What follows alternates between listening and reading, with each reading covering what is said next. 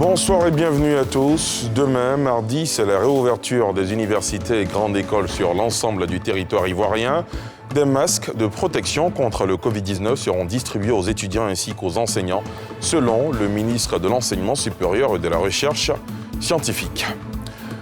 Quel est le quotidien des acteurs du football dans cette crise sanitaire? Entraîneurs, footballeurs, arbitres et présidents de clubs sont dans l'impasse. Leurs activités sont totalement à l'arrêt, mais ils préservent et entretiennent leur forme physique. Le quotidien de ces sportifs de haut niveau à l'heure du Covid-19, un dossier à suivre dans ce journal. Et puis à l'étranger, une semaine après la mort de George Floyd, un Afro-Américain de 46 ans, lors d'une interpellation par un policier blanc et son équipe, le mouvement de colère contre les violences des forces de l'ordre et le racisme se déroule désormais dans des dizaines de villes des États-Unis et se sont étendus devant la Maison-Blanche. Tout d'abord, la réouverture demain mardi des universités et grandes écoles sur l'ensemble du territoire ivoirien. Des masques de protection contre le Covid-19 seront distribués aux étudiants ainsi qu'aux enseignants, selon le ministre de l'Enseignement supérieur et de la Recherche scientifique. On fait le point avec Pierre Dipomélin et Fulgence Kissiedou. Après les élèves du primaire et du secondaire, les étudiants des universités et grandes écoles reprennent le chemin des classes ce mardi. Décision du gouvernement rappelée au cours du point de presse quotidien sur l'évolution de la situation sanitaire du pays. Le professeur Adama Diawara a d'abord fait l'état des lieux à la survenue de la pandémie. Avec des sociétés privées de transport, nous avons organisé à partir du 29 mai 2020 le convoyage vers les villes universitaires que sont Yamoussoukro, Bouaké, Kourougou, Daloa et Man, et de ces villes vers Abidjan.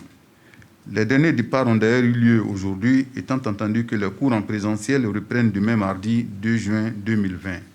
Au niveau des 7 universités publiques, seule l'université virtuelle de Côte d'Ivoire, UVC, et l'université de Mans avaient achevé le premier semestre 2019-2020. Dans les 5 autres universités publiques, la situation était inhomogène. Pendant que certaines unités de formation et de recherche, UFR, étaient au premier ou au second semestre 2019-2020, d'autres UFR peinaient à achever les examens, voire les cours de l'année 2018-2019. Au niveau des universités et grandes écoles privées, la situation était également disparate. De façon générale, les étudiants de deuxième année de BTS et des niveaux supérieurs étaient au second semestre 2019-2020, pendant que leurs camarades de première année étaient au premier semestre 2019-2020, parfois même seulement au début de ce premier semestre.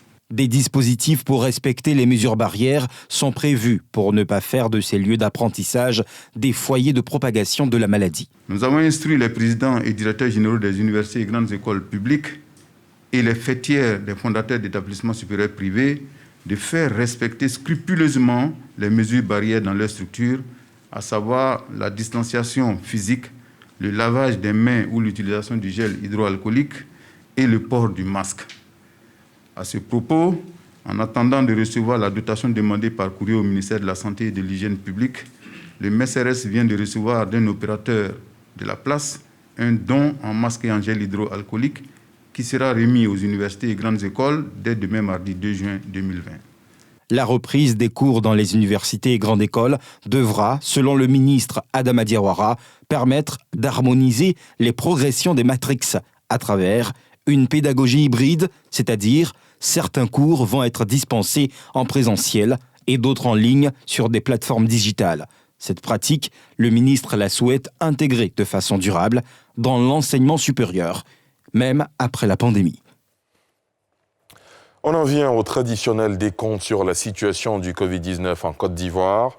118 nouveaux cas enregistrés ce jour, 32 guéris et 0 décès. Je vous propose le point total avec cet histogramme qui va s'afficher sur votre écran. 2423 cas confirmés, dont 1467 personnes guéries, 33 décès et 1451 cas actifs. Continuons d'observer les mesures barrières pour vite sortir de cette crise sanitaire. Direction maintenant Bassam, la ville balnéaire renaît petit à petit, une dizaine de jours après l'allègement de certaines mesures barrières, les lieux de restauration peuvent ouvrir à nouveau en tenant compte évidemment des mesures barrières élémentaires. D'ordinaire, bondés de monde, les week-ends et jours fériés, les espaces de détente et loisirs situés le long de la plage peinent à connaître le boom de leurs activités. La plupart restent pessimistes quant au redémarrage de leurs affaires. Ils l'ont exprimé au micro de Nadia Edia et Eric Kimon. Lundi, férié de Pentecôte, 10e jour après l'allègement des restrictions pour les maquis et restaurants dans le Grand Abidjan. Dans cet espace de détente et loisirs, situé le long du littoral sur la route de Bassam, on s'active au fourneau pour servir des mets succulents à une clientèle restée trop longtemps confinée à cause du coronavirus. Rester à la maison, se cacher, ça ne sert à rien. On va vivre avec cette maladie, on va vivre avec la distance, les mesures barrières. Il faut qu'on sorte, Mentalement, ça fait du bien. De venir respirer de l'air frais comme ça fait du bien. Cependant, l'heure n'est pas à la détente pour ces restaurateurs qui tentent depuis la réouverture de retrouver le dynamisme de leurs activités. Avant la pandémie, cet espace gastronomique vendait en moyenne 100 plats par jour, uniquement sur le poulet au citron, spécialité de la maison. Aujourd'hui, l'activité est en berne. En fonction de la catégorie du restaurant, de la référence du restaurant, les choses ne vont pas comme ça doit être, parce que c'est lent. Et puis, on n'arrive pas à rentrer dans nos chiffres. Mais puisque la clientèle aussi demande aussi à ce que nous, en prestant, nous sommes obligés aussi de pouvoir répondre aussi aux besoins de la clientèle. Nous ouvrons à perte, mais c'est le business. C'est le business. On ne peut pas fermer. On doit maintenir toujours la clientèle. Des difficultés généralisées à l'ensemble des opérateurs économiques de cette plage. Ce propriétaire d'un complexe hôtelier en bordure de mer a été secoué dès les premières heures par cette crise mondiale et son activité fortement liée au tourisme n'est pas prête de redémarrer malgré certaines mesures de soulagement. La CIE, les impôts, aujourd'hui sont encore à nos trousses. Et déjà, on croit qu'on a ouvert, mais on n'a pas ouvert en tant que tel parce qu'on ne travaille pas. Comme vous le constatez, vous voyez que la situation est compliquée encore. Il faut vraiment du temps pour que la clientèle puisse arriver. Pour vraiment un vrai décollage, il faut attendre jusqu'à peut-être en décembre. Aujourd'hui, les frontières sont fermées. Bassam est une ville exclusivement touristique. Nous, ici, généralement, c'est des Européens, c'est des Arabes, des Indiens que nous recevons ici sur le site. Mais ce n'est pas encore la reprise. La reprise n'est pas encore effective. Quand on va avoir, par exemple, les vols en train de se faire entre les pays, entre les différents États, c'est en ce moment-là qu'on peut parler de reprise. Ouvrir les frontières aériennes pour redonner vie à la plage de Bassam, un vœu partagé par ces acteurs du secteur informel. Le business en ce moment, c'est mort, quoi. Voilà, l'argent ne fonctionne, pas de touristes. Bon, c'est toute une catastrophe pour nous, les commerçants, en ce moment. Là, en ce moment, même pour avoir 10 000 francs, c'est tout un problème. Je suis venu voir si on pouvait avoir des clients, mais on est venu regarder la situation n'est pas bonne. On ne gagne rien pour nourrir nos chevaux, payer la nourriture des chevaux et les vaccins des chevaux aussi. La ville de Grand Bassam est parmi les plus touchées par cette pandémie sur le plan économique, en raison de la forte activité touristique qui y prévaut. Les opérateurs économiques espèrent la fin de la maladie pour éviter la noyade. Ces restaurateurs représentent la grande majorité de la clientèle des producteurs de poulet. Avec l'allègement des restrictions dans la réouverture de ces lieux, les éleveurs s'attendaient à redécoller. Cependant, la réalité est tout autre. Les activités sont encore au ralenti, comme nous le montrent Nadia Edia et Eric Kimon. Riviera, dans ce point de vente de poulet, Benaziz Konaté, le propriétaire, coordonne la livraison du jour pour sa clientèle. Basé à Abidjan et San Pedro, ce patron de 30 employés a pu maintenir la majorité de ses ventes en dépit du Covid-19 grâce à une stratégie commerciale axée à 60% sur les ménages. La particularité de l'entreprise, c'est que nous sommes beaucoup plus sur les ménages. Donc on a essayé d'accentuer notre communication avec les ménages qui voulaient faire des provisions et tout ça. Et on n'a pas réduit le personnel.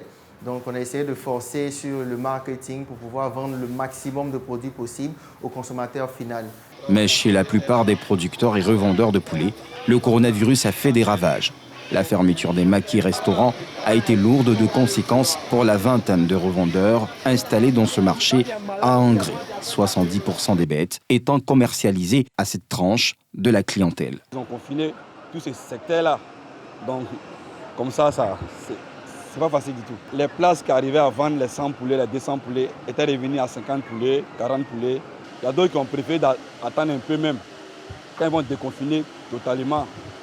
Il y a d'autres aussi qui ont préféré commencer un peu, mais la clientèle même est lente. Puisque les gens même ont peur d'aller payer manger au dehors. Donc c'est pas encore redémarré à 100%, non. Comme une traînée de poudre, la cessation des activités dans les maquis et restaurants a pulvérisé toute la chaîne. Et la réouverture de ces lieux de loisirs ne semble pas changer les choses. Ce producteur basé à Zaguier est venu ce jour pour une livraison de 300 poulets, contre 1000 environ avant la crise sanitaire. Avant la crise, je vais livrer ces 1000 poulets par jour. 1000 poulets par jour. Mais pour le c'est trop, c'est 300. C'est 300. Ce n'est pas fini. On vend la laisse comme d'habitude. Une situation qu'essaie de relativiser Maurice Bailly, vendeur de poulets cuits sur le gris. Même s'il est fortement impacté, il comprend la pénibilité de la situation pour tous. Non, pour le moment, c'est difficile, quoi. Depuis le confinement, il n'y a pas assez d'argent, tout est dur pour le moment, quoi. C'est un peu. Non, avant, on peut vendre 50 poulets, 60 poulets par jour. Mais maintenant, on prend 30 poulets, ça reste, 20 poulets, ça reste. Le marché est difficile. Ce n'est plus comme avant. Mais c'est que ça nous fait mal, mais eux aussi, les gens, ils ont les loyers à payer, tout ça, là, c'est dur chez tout le monde. Mais un peu, ça va. On peut un peu décourager. Et si on gagne 1000 francs, c'est quelque chose. La viande de poulet fait partie des plus consommées dans les espaces de détente et loisirs en Côte d'Ivoire. Selon les estimations de 2018, le secteur avicole emploie 70 000 personnes directes et 130 000 de façon indirecte. Intéressons-nous à présent à ce tunnel qui prend votre température à son seuil et vous désinfecte en quelques secondes de traversée. Un outil innovant dans la lutte contre le coronavirus conçu par de jeunes ingénieurs automaticiens ivoiriens. Un tunnel performant capable de pulvériser avec des produits non toxiques 250 personnes par jour. Ils ont offert un exemplaire de l'appareil à la mairie de Koumassi, commune dans laquelle ils exercent. Un sujet de Pierre Dipomela. Un tunnel désinfectant capable de traiter 250 personnes par heure, réceptionné par le maire de Koumassi. Il est conçu par des jeunes ingénieurs ivoiriens en robotique et automatisme et validé par les autorités sanitaires dans le cadre de la lutte contre la pandémie à coronavirus. Le mode d'emploi, expliqué par l'un des concepteurs, le maire et les autorités traditionnelles peuvent traverser le tunnel et tester de son efficacité. Ne pas s'apitoyer sur soi-même, mais plutôt faire du coronavirus une opportunité, c'est le sens de ce don, selon le porte-parole des donateurs. À Koumassi, nous avons considéré la pandémie du coronavirus comme une opportunité. Pour nous, il n'est plus question de s'apitoyer sur notre sort et laisser les autres faire.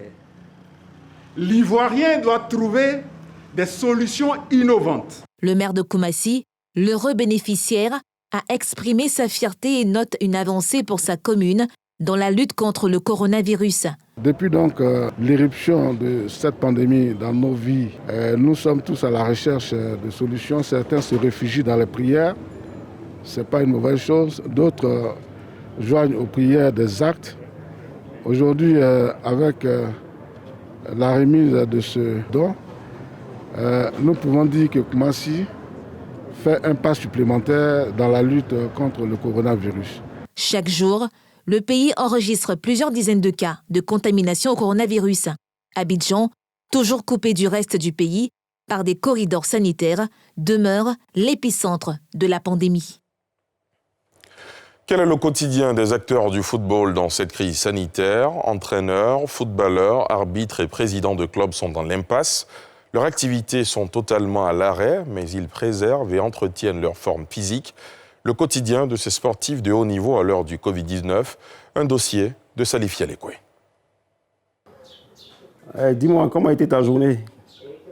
Qu'est-ce que tu as? Mais tout en respectant les mesures barrières, c'est ça, hein? D'accord. Ce matin, le coach de l'Azida Bengourou s'imprègne des nouvelles de son avant-centre, Alassane Koulibaly, porteur du dossard 29 de l'équipe des Princes de l'Indénié. Cet exercice, coach Firmin le répète régulièrement. Il entend tout de même veiller sur la forme physique de ses poulains avant la reprise. Il y a un programme qui a été établi. C'est des jeunes gens, ils peuvent faire le contraire de ce qu'on leur demande de faire. Donc à chaque fois, on les appelle. Donc c'est dans comment je peux dire ça, cette optique-là que nous évoluons dans cette situation-là. Nous sommes des professionnels, le sport nous manque, on a bien envie de reprendre la compétition, mais avec cette situation-là, il faut rester prudent. La pandémie du Covid a bouleversé tous les agendas, dont celui du sport. Pendant ce confinement, le coach s'adonne également à quelques exercices dans la cité où il réside. À situation exceptionnelle, loin des stades et des salles de sport, on s'adapte, on improvise des aires de jeu. Pour tout sportif de haut niveau, la discipline s'impose. Et il faut entretenir ses muscles et ne pas rester statique, malgré les restrictions sanitaires. Cet international ivoirien qui évolue au FC San Pedro l'a bien compris. Il s'occupe à la maison des exercices physiques au menu. On maintient la forme grâce aux préparateurs physiques du club qui nous envoient des programmes d'entraînement chaque soir pour qu'on exerce ça à la maison pour ne pas prendre du poids, pour être toujours en forme. Mais on ne sait jamais quand la reprise parce que dès qu'on reprend, on doit être dans les tempos. Cette crise sanitaire n'épargne pas également les arbitres. La pause sportive est difficilement vécue dans ce milieu, comme nous l'indique Priska Talou. À défaut de compétition officielle, il faut bien maintenir le cap. Nous la rencontrons sur ce terrain situé non loin du corridor d'Anyama. C'est l'une des rares arbitres femmes en terre ivoirienne. Au début de la crise, la FIFA a envoyé des séries d'entraînement adaptées à la maison. Voilà, ce sont ces exercices que nous suivons. Et puis aussi, il y a des exercices qui demandent de l'espace. Ce sont ces exercices-là que je fais sur ce terrain. C'est-à-dire que je me déplace et je viens sur ce terrain très tôt le matin. Je fais mes exercices et puis je rentre à la maison. C'est-à-dire chaque semaine, je fais 2 jours d'entraînement, 1 jour de repos, 3 jours d'entraînement. Ce n'est pas du tout facile. La vie d'un athlète de haut niveau, ça demande beaucoup de moyens. L'arbitre est rémunéré par match. C'est-à-dire que tu as ta prime le jour de ton match. On te donne une prime. Il n'y a pas de salaire, il n'y a pas de... Donc, tu peux faire 1 mois sans jouer, tu n'as pas de prime. La crise sanitaire n'a que trop duré. Ce président de club n'a qu'un vœu, la fin du Covid-19, afin de reprendre au plus vite les activités sportives. Mais pour l'heure, on doit faire face à la réalité au quotidien du club. La crise, de façon générale, a un impact négatif sur toutes les activités. Et le sport, le football en particulier, n'est pas resté vraiment majeur. À notre niveau personnel, nous avons essayé, dans un premier temps, avant même d'attendre les appels à la solidarité, essayer de permettre à ce que notre staff technique et nos joueurs puissent rentrer chez eux avec un minimum de conditions. Actualité oblige. Abdoulaye Diabaté face à l'agitation sur les réseaux sociaux, notamment relativement à la future élection à la tête de la FIF, appelle à la retenue. Il ne faut pas trop créer des tensions inutiles. Et je pense que tous les candidats sont légitimes à candidater pour être le futur président de la Fédération ivoirienne de football. Et on dit bas la terre et allons avec le choc de nos programmes, allons pêcher nos électeurs avec nos différents programmes. Ces sportifs qui n'exercent plus à un rythme normal ont tous hâte de reprendre le chemin des stades. En attendant, on se nourrit d'espoir divin. Nous sommes plongés constamment dans la prière et le Dieu que nous prions nous a donné le pouvoir de marcher sur les scorpions et les serpents. Donc je pense que ce n'est qu'une question de temps. Cette crise sera rapidement derrière nous. Et ces images tournées ce mardi dans la matinée, 2 fumoirs ont été démantelés et détruits à l'ancienne casse d'Adjamé. Des individus suspects trouvés sur place ont subi des fouilles. L'opération qui s'est déroulée sans incident a été menée par la direction de la police des stupéfiants et des drogues. La DPSD était appuyée à l'occasion par la CRS 1. Cette zone recolonisée a été entièrement sécurisée. Je vous le disais en titre, à l'étranger, une semaine après la mort de George Floyd, un Afro-Américain de 46 ans, lors d'une interpellation par un policier blanc et son équipe, les mouvements de colère contre les violences des forces de l'ordre et le racisme se déroulent désormais dans des dizaines de villes des États-Unis et se sont étendus devant la Maison-Blanche. Yeli Traoré.